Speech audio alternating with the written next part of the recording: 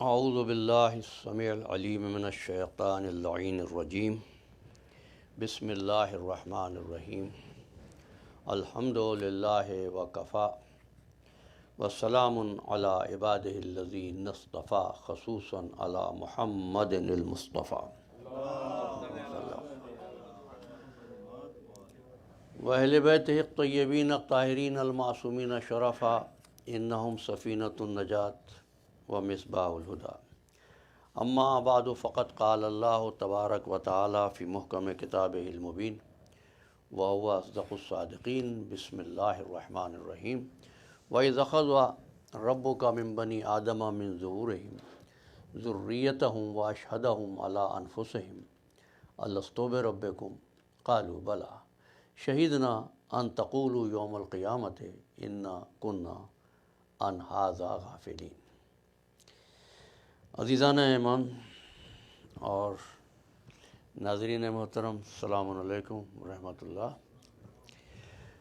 گزشتہ 3 ہفتوں سے ہماری گفتگو میثاق خداوندی کے عنوان پر ہو رہی ہے، اور ہم نے عرض کیا کہ بنظر غائر اگر آپ دیکھیں تو بسم اللہ الرحمن الرحیم سے سورہ والناس تک یہ ایک ایگریمنٹ ہے جو ایک بندے کی حیثیت سے، ایک مخلوق کی حیثیت سے ہم سب نے رب العزت سے کیا ہے۔ کہیں وہ وربل ہے، کہیں وہ نان وربل ہے، کہیں وہ کائنات کی نسبتوں سے ہے، اور کہیں وہ ہماری ضروریات کی نسبتوں سے ہے۔ جس طرح بندگان خدا سے عہد لیا گیا، ایسا ہی عہد انبیاء سے بھی لیا گیا۔ جیسا عہد انبیاء سے لیا گیا، ایسا ہی عہد سرکار ختم مرتبہ سے بھی لیا گیا، اور اس کو میثاق غلیظ کہا گیا کہ جو ہم نے رب العزت سے کیا ہے۔ اس میں ہم کو وہ تمام باتیں یاد دلائی گئی ہیں جو ہماری زندگی گزارنے کے لیے ہمارے ساتھ، ہمارے لیے مفید اور یوزفل ثابت ہو سکتی تھی۔ گزشتہ درس یہاں ختم ہوا تھا کہ رب العزت کی ربوبیت کا تقاضا تھا کہ وہ ہماری ہدایت کا انتظام کرے، اس لیے نہیں کہ سارے انسان ہدایت پا جائیں گے یا سارے انسان اچھے ہو جائیں گے، نہیں، وہ بھی جانتا تھا اپنے علم سے وَلَقَدْ ذَرَأْنَا لِجَهَنَّمَ كَثِيرًا مِنَ الْجِنِّ وَالْإِنسِ کہ ان انسانوں کی اکثریت، جنوں کی اکثریت جہنم کے لیے بنی ہے۔ کیوں؟ لہم قلوب لا یفقہون بہا، ان کے پاس ذہن ہے، سوچیں گے نہیں۔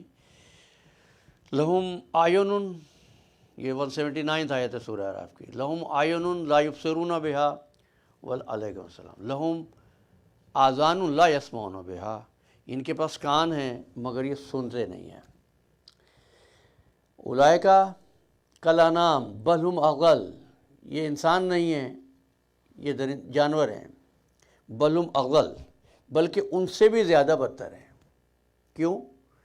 چرواہا بکریاں لے کے جا رہا ہے، بکری چرواہے سے کی رینج سے دور ہو گئی یا غلے سے ہٹ گئی، بھٹک گئی، چرواہے نے اسے آواز دی تو آپ دیکھیں گے کہ بکری واپس پلٹ کے آ جائے گی۔ یہ انسان ہے، اس کا خالق اس کو آواز دے رہا ہے مگر یہ پلٹ کر نہیں آتا، تو قدرت نے کہا کہ یہ جانوروں سے بھی زیادہ بدتر ہے۔ اچھا، اب ایک اور چیز دیکھ لیجئے، جانوروں کے پاس خواہشات ہیں، خواہشات کا کنٹرول نہیں ہے۔ یعنی جانوروں کی فطرت ہے کہ وہ گرینری دیکھ کر، گھاس دیکھ کر، درخت دیکھ کر دوڑیں۔ وہ یہ نہیں سوچیں گے کہ یہ گھاس میرے مالک کی ہے یا کسی اور کی ہے، بس اسے نظر آیا اس نے چل لیا۔ لیکن انسان کو رب العزت نے ایسا ڈیزائن کیا ہے کہ اس کے اندر ہی وَأَلْهَمَهَا فُجُورَهَا وَتَقْوَاهَا،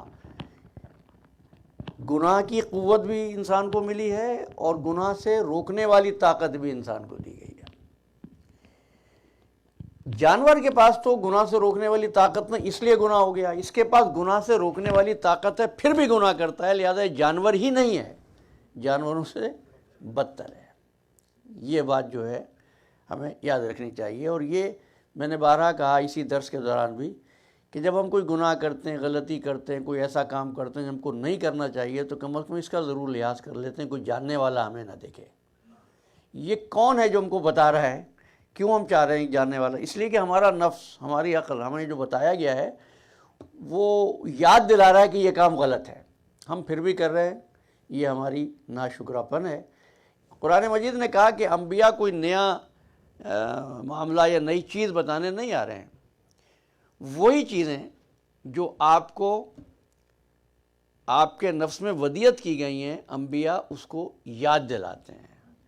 اور پھر قدرت نے آواز دی، لستا علیہم بمسیطر، آپ کو داروغہ بنا کے نہیں بھیجا، پیغمبر آپ کو نصیحت کرے گا، یعنی آپ کو سختی کے ساتھ انفورس نہیں کرے گا، کوئی ڈنڈا مارے یا انفورس کرے سزا دے، آپ کو بتائے گا، جیسے قدرت نے بتایا کہ بھئی ہم تمہارے رب ہیں، ہمارا فرض ہے کہ تمہارے لیے سب چیز، ہر سہولت فراہم کر دیں، مرضی تمہاری ہے۔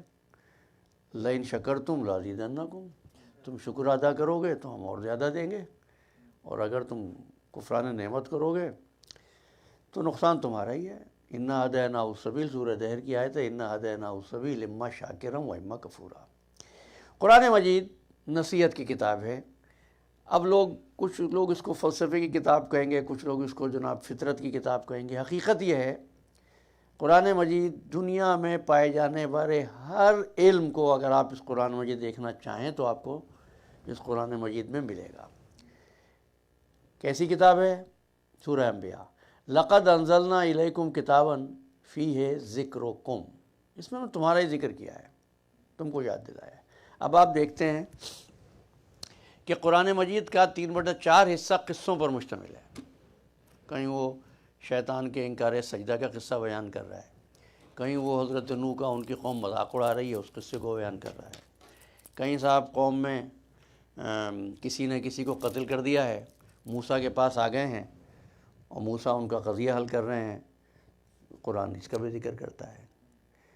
موسیٰ علیہ السلام نکلتے ہیں، پناہ ڈھونڈ رہے ہیں، کہیں جاتے ہیں کسی نہر پر، وہ دیکھتے ہیں وہاں پر حضرت موسیٰ کی شادی کیسے ہوئی تھی، وہاں پر شعیب کی بیٹیاں جو ہیں وہ پانی بھر رہی تھیں، اس طرح ان کی ملاقات ہوتی ہے۔ قرآن مجید نے اس قصے کو بھی بیان کر دیا ہے۔ نوح نے کشتی بنانا شروع کر دی، قوم نے کہا کیسا آدمی ہے، بے وقوف، دماغ چل گیا، اس خشکی میں کشتی، قرآن نے اس کو بھی ذکر کیا۔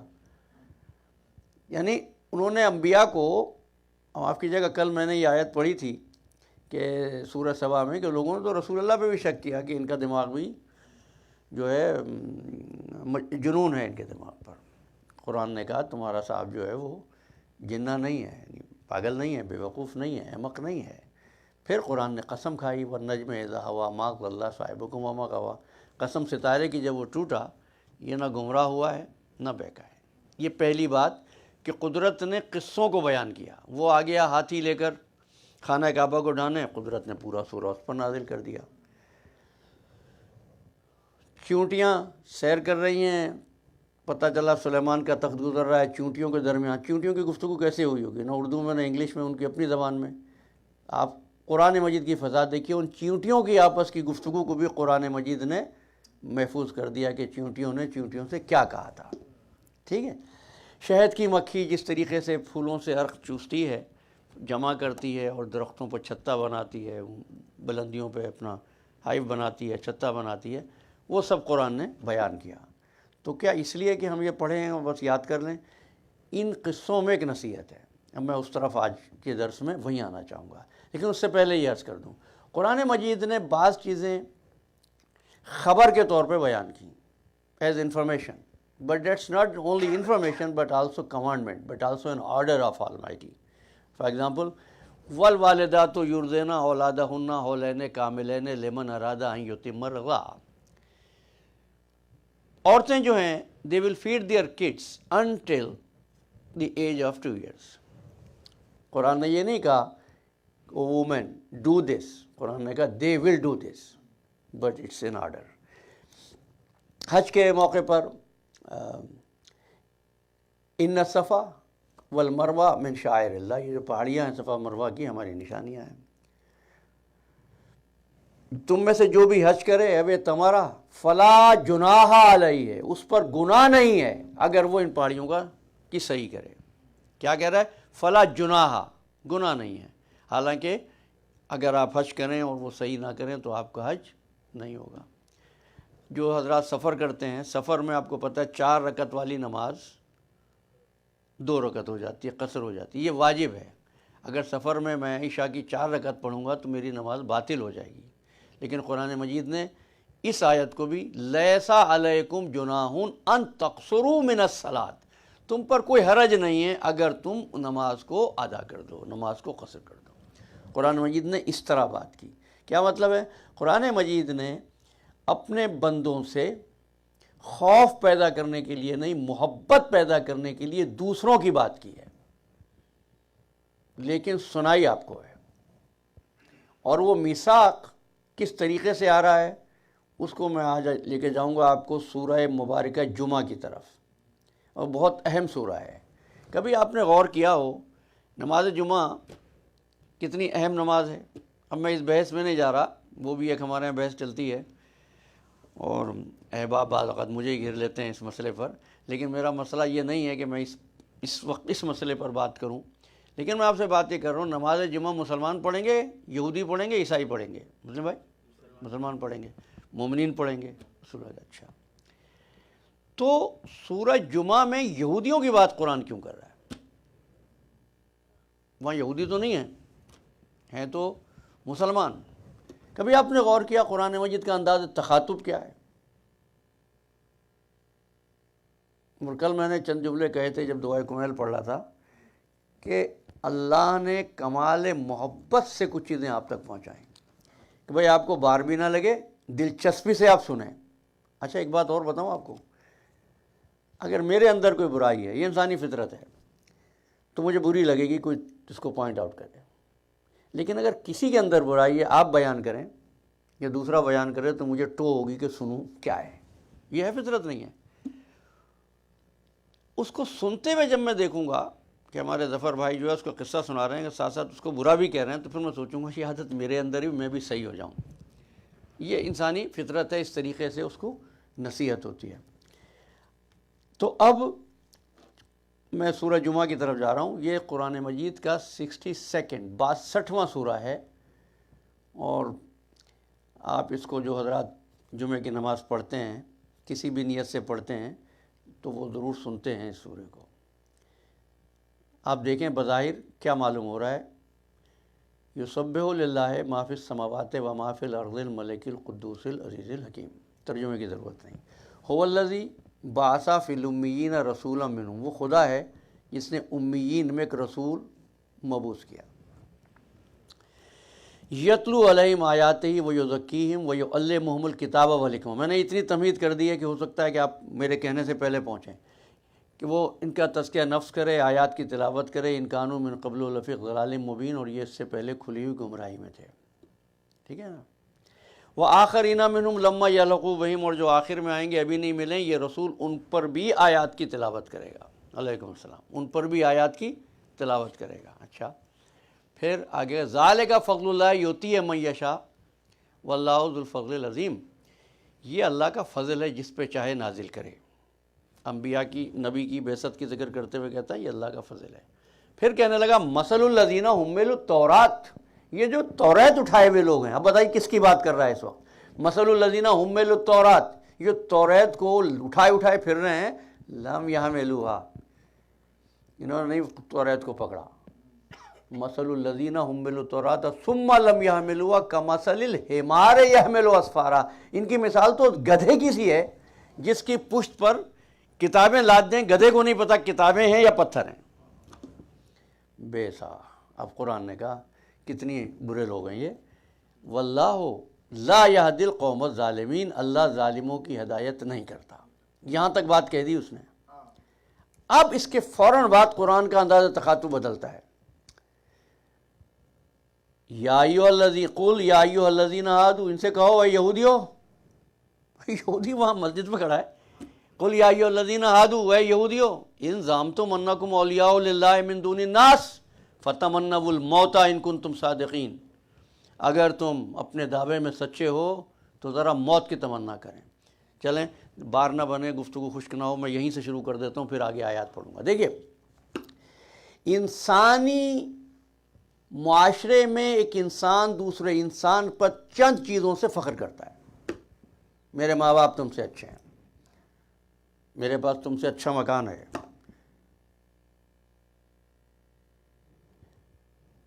میرے بھائی تمہارے بھائیوں سے زیادہ ہیں، اچھے بھی ہیں، پڑھے لکھے بھی ہیں، تم نے کیا پڑھا، تمہیں کیا آتا ہے، وغیرہ وغیرہ۔ یہودیوں کے 4 فخر تھے جو مدینے میں رہنے والے لوگوں پر یہ جتایا کرتے تھے۔ قرآن مجید کے اس سورے نے یہودیوں کے ان 4 فخر کو منہ توڑ جواب دے کر ایسا گرا دیا، ایسا خاموش کرایا، یاد مسلمانوں کو دلایا کہ ایسے فخر تم نہ کرنے بیٹھ جانا کہیں۔ اب آ جائیے، کیا فخر تھا یہودیوں کو؟ پہلا فخر، جب بھی کوئی نبی آئے، اچھا سورہ بقرہ جن حضرات نے پڑھی ہے 76ویں آیت غالباً، یا بنی اسرائیل اذکروا نعمتی التی انعمت علیکم، ہم نے تم پر نعمتیں نازل کی ہیں، وفضلتکم علی العالمین، ہم نے تم کو عالمین پر فضیلت دی ہے۔ تو بنو اسرائیل کو، یہودیوں کو فضیلت تھی عالمین پر۔ اچھا سوال کو سنبھال لیجئے گا، یا کوئی آ گیا ہوگا کسی کے ذہن میں، تو ان کو فضیلت تھی، تو یہ سمجھتے تھے جیسے بنو اسرائیل ہیں ایسے دوسرا تو کوئی ہو ہی نہیں سکتا۔ اچھا اتفاق امر یہ ہے کہ جتنے انبیاء بنو اسرائیل میں آئے ہیں اتنے انبیاء دوسری قوموں میں آئے بھی نہیں ہیں، لہذا سمجھتے تھے کہ ہماری شان یہ ہے، ہمارا اسٹینڈرڈ یہ ہے، ہمارا آنر یہ ہے کہ اللہ جب بھی نبی بھیجتا ہے ہماری قوم میں بھیجتا ہے۔ حالانکہ اس فخر کی کیا بنیاد ہے؟ بھائی جس معاشرے میں ہمیشہ بیماریوں کی وبا پھیلی ہو، ڈاکٹر وہیں بھیجا جائے گا نا، اس میں فخر کی بات تو نہیں ہے۔ لیکن ان کو اس بات پہ فخر تھا اس آیت میں کہ ہمیں فضیلت دی ہے، جب نبی آتا ہے ہمارے اندر ہی آتا ہے، تمہارے پاس کون سا نبی ہے؟ ٹھیک ہے، اچھا اتفاق ہے اولاد اسماعیل میں ایک ہی نبی آیا ہے، کون سا؟ سرکار ختمی مرتبت محمد مصطفیٰ صلی اللہ علیہ وآلہ وسلم۔ اور بنو اسرائیل میں لائن ہے صاحب پوری، عیسیٰ بھی بنو اسرائیل میں، موسیٰ بھی بنو اسرائیل میں، شعیب بنو اسرائیل میں۔ اچھا قرآن مجید نے اب ان یہودیوں کو ایڈریس کیا اپنی حمد و ثنا کے بعد، یسبح للہ ما فی السماوات و ما فی، یاد رکھنا ہم ہی ہیں اس کائنات کے بادشاہ، الملک، القدوس، العزیز، الحکیم، 4 صفتیں قرآن نے بیان کی ہیں۔ اللہ کون ہے؟ ملک، جس کے قبضے میں اقتدار ہے، قدوس، برتر ہے، عزیز، زبردست ہے، جو چاہے کرتا ہے، حکمت والا ہے۔ اب کہتا ہے هو الذی بعث فی الامیین، ہم ہیں، ہم نے امیین میں رسول بھیجا۔ ان کو بہت گھٹیا سمجھتے تھے نا مکے والوں کو، یعنی جو دوسرے لوگ تھے یہودی جو مدینے میں رہتے تھے، یہ دوسروں پر اپنا تفوق اور احسان اور شیخی جتایا کرتے تھے، جیسے ہم ویسے تم نہیں ہو۔ اب قرآن نے کہا کیا ہے؟ ہم نے ان میں بھیجا ہے رسول، هو الذی بعث فی الامیین، انہی میں نہیں بھیجا ہے۔ وَلَمَّا يَلْحَقُ بِهِمْ، بتائیے اس دور کے جو پیدا ہونے والے بچے کا رسول کون ہے؟ سرکار ختم مرتبہ۔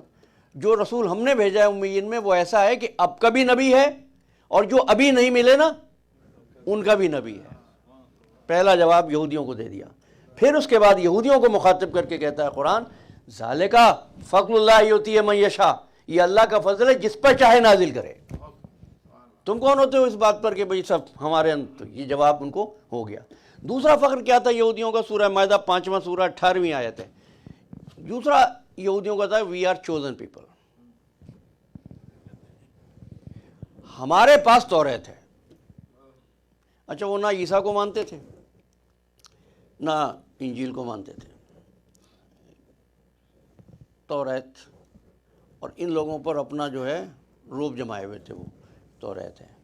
قرآن مجید نے ڈائریکٹ ہٹ کیا ان کو وہاں، مثل الذین حملوا التوراۃ، یہ لوگ جو توریت اٹھائے ہوئے ہیں، لم یحملوہا، ان کے بس کی نہیں ہے توریت، یہ تو ایسے ہیں جیسے گدھے پر کتابیں لاد دی گئی ہیں۔ تو کیا مطلب کیا ہے اس بات کا؟ کتاب خدا کو اٹھا کر جو آدمی اس کتاب سے ہدایت حاصل نہیں کرتا تو اس کی مثال گدھے کی سی ہے۔ یعنی دیکھیے بات یہودی کی کر رہا ہے، لیکن اس کی ضرب کہاں کہاں لگے گی؟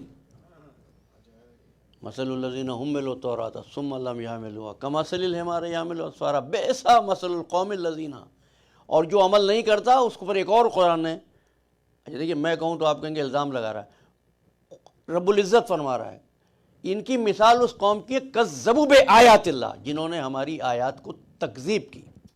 تکذیب کیا ہے؟ اللہ کہہ رہا ہے یہ حرام ہے، میں کر رہا ہوں، پھر بھی مسلمان ہوں، تو ایکچولی میں کس کو نگیٹ کر رہا ہوں، کس کی تکذیب کر رہا ہوں؟ رب العزت کی۔ واللہ لا یہدی القوم الظالمین، اللہ ظالموں کی ہدایت نہیں کرتا۔ اب آئیے تیسرے فخر کی طرف، جو ان کو تھا کہ ہم چوزن ہیں، جو آپ نے فرمایا حمزہ بھائی نے، کیا کہتے تھے؟ نحن ابناء اللہ، ہم اللہ کے بیٹے ہیں، وہ احباءہ، اور اس کے بیلوڈ ہیں، اس کے پیارے ہیں، اس کے ولی ہیں۔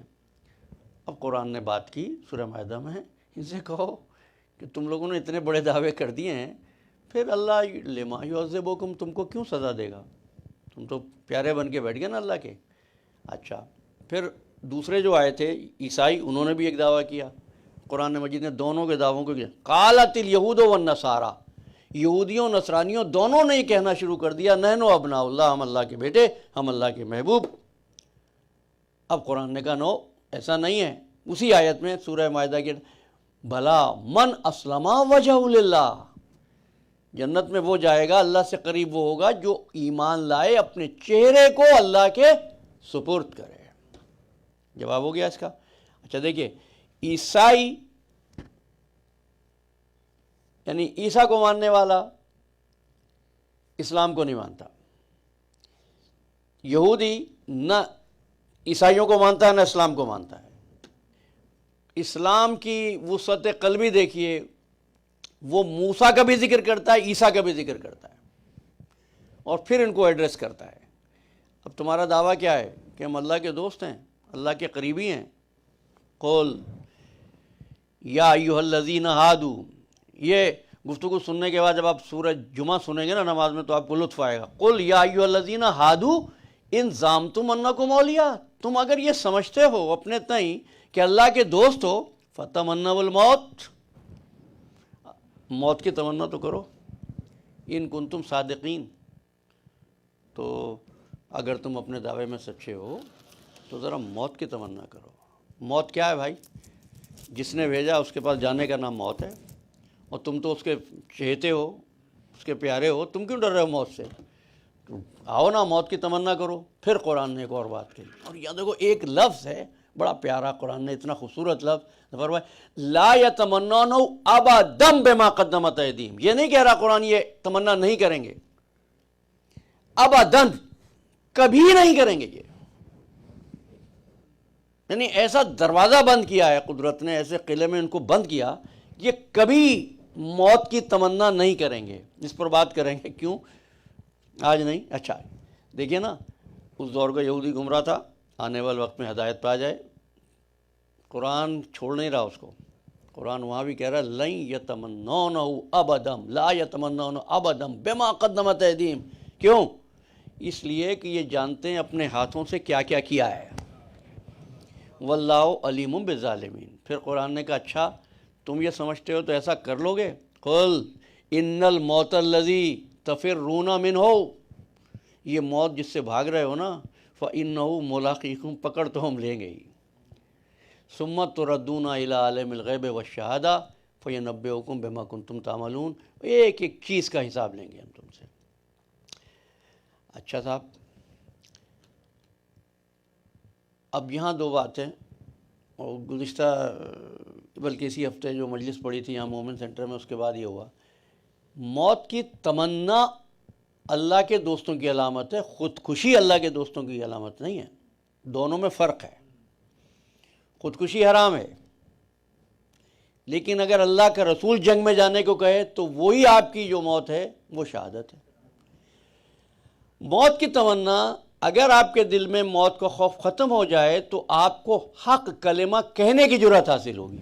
ہم کیوں ڈرتے ہیں بھائی حق کلمہ کہنے سے؟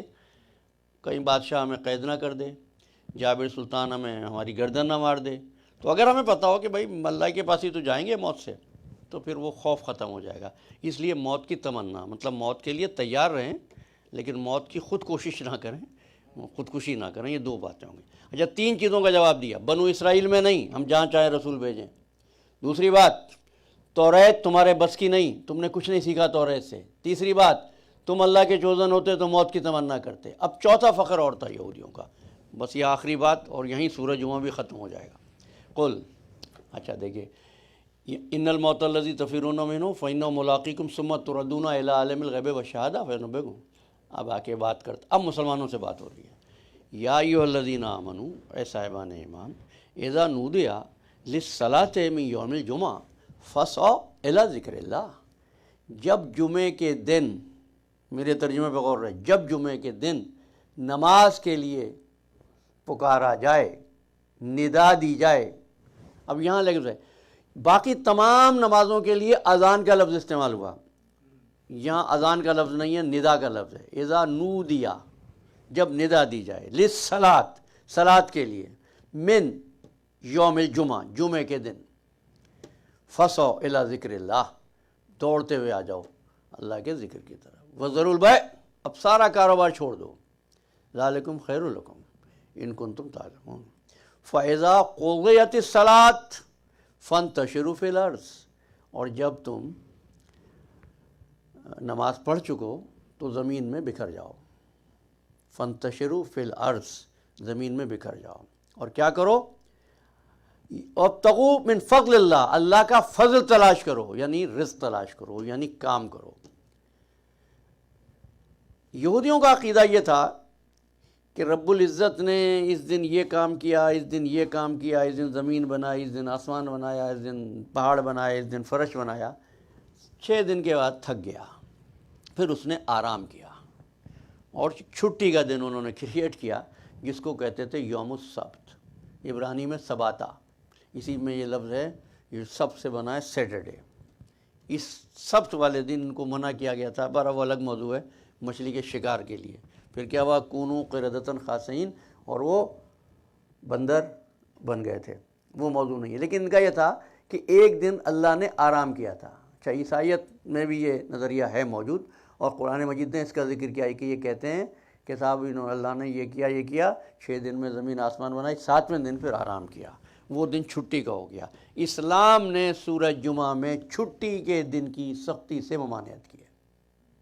میں بہت واضح کر دوں بچوں کے لیے بھی کہ عیسائیت میں سنڈے چھٹی کا دن ہے، یہودیت میں سیٹرڈے چھٹی کا دن ہے، رب العزت کے یہاں کوئی دن چھٹی کا دن نہیں ہے۔ جمعے کے دن صرف اتنی دیر کا بریک ہے جتنی دیر آپ نماز پڑھ رہے ہیں، اور نماز جیسے ختم ہوئی تو آپ جائیے کام کیجیے۔ آپ دیکھیں رب العزت نے یہودیوں کو تو جواب دے دیا ان کی اس وہم باطل کا کہ ایک چھٹی کا دن ہے اور یہ بابرکت دن ہے، تھک گئے، کوئی تھکن وکن بارہ الگ موضوع۔ لیکن ان کو جواب دینے کے بعد پھر رب العزت نے مسلمانوں کو سکھایا، کیا کیا سکھایا؟ فخر نہ کرنا دوسروں پر کسی بھی قسم سے برتری کا۔ دوسری بات، قرآن کو سیکھنا، ورنہ ایسا نہ ہو جانا کہ ہماری آیات کی تکذیب کرنا۔ تیسری بات، موت سے نہ ڈرنا۔ کیوں؟ موت ایک حالت سے دوسری حالت میں بدلنے کا نام ہے۔ میں نے اس مجلس میں بھی کہا تھا، ایک گھر سے دوسرے گھر میں جانے کا نام۔ دیکھیں نا، پتھر لیکوڈ بن گیا،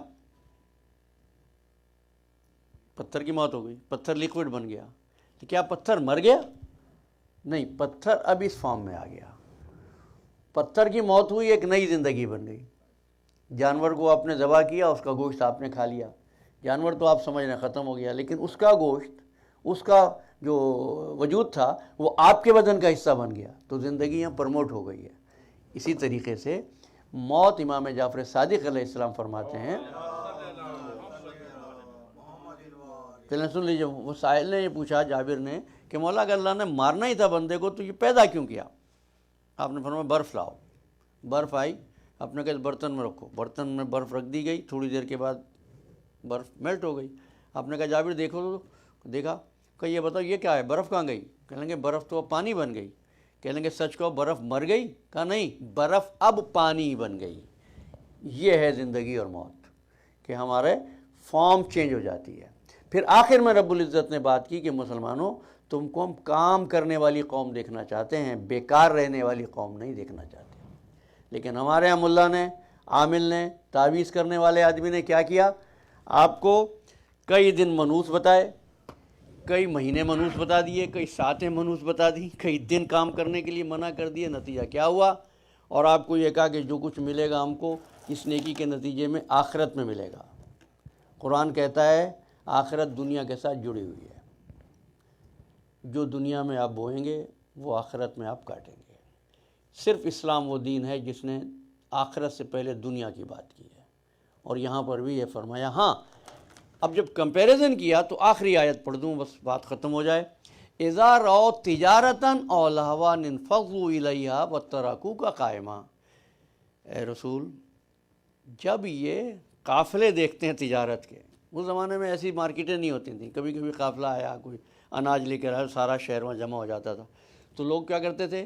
رسول اللہ کو چھوڑ کر یہ بھاگ جاتے تھے اس میلے میں وہاں خرید و فروخت کرنے کے لیے. قرآن نے کہا ان سے کہہ دو کہ یہ جو تم دوڑ رہے ہو نا، اس سے زیادہ بہتر ہے کہ رسول کے ساتھ رہو. قل ما عند اللہ خیر من اللہو ومن التجارہ واللہ خیر الرازقین. جو اللہ کے پاس ہے وہ تجارت سے بہتر ہے، اس لیے کہ اللہ رزق دینے والوں میں سب سے بہتر رزق دینے والا ہے. آج ہمارے سب سے زیادہ خوف اس چیز کے لیے ہے جس کی ضمانت رب العزت نے لی ہے. یہ ہو جاتا تو میں یہ کروں، یہ ہو جائے تو یہ کروں. بھائی جہاں آپ کو محنت کا حکم دیا وہاں توکل کا بھی حکم دیا. السعی منی والاتمام من اللہ. کوشش کرنے سے آپ باز نہ رہیں، نتیجہ دینا اس کی شان، نتیجہ نہ دینا اس کی شان کے خلاف ہے. لیکن یہ نہیں کوشش ہی نہ کروں، ساری رات بیٹھ کے صرف دعا کروں اچھی جاب مل جائے. نہیں، جاب کے لیے محنت بھی کرنی ہوتی ہے، انٹرویو بھی دینا ہوتا ہے، گھر سے نکلنا بھی پڑتا ہے. یہ نہیں ہو سکتا کہ صرف عمل سے، تعویذ سے، مولانا کی دعا سے جو ہے قسمت بدل جائے.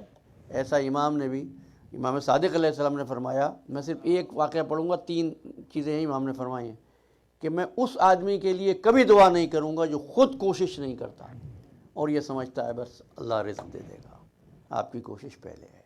یہ قرآن مجید کی مختلف نصیحتیں ہیں جس کو اس نے مختلف انداز سے پیش کیا ہے. اس کے بعد انشاءاللہ پھر ہم جن اشاروں کی طرف آج ہم گئے تھے اسی سورہ جمعہ سے اس پر تفصیل سے اگلے درس میں بات کریں گے. اور میں سمجھتا ہوں کہ ہماری 2 تقریریں میثاق خداوندی پہ اور ہوں گی اور پھر اس کے بعد نئے عنوان کی طرف بڑھیں گے. وما علینا الا البلاغ. کچھ سوالات ہیں؟ جی.